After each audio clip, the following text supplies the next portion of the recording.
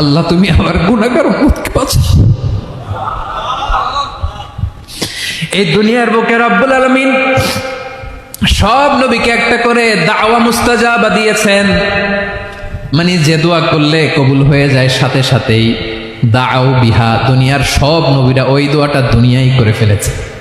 বিশ্বনবী বলেন আমি করি নাই।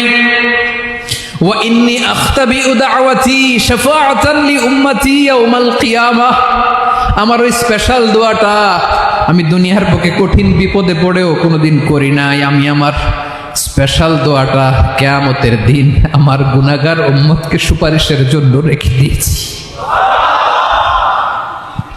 আল্লাহ বলবেন নবীর ফারাসাক, মাথা তোলেন, আর কাটবেন না।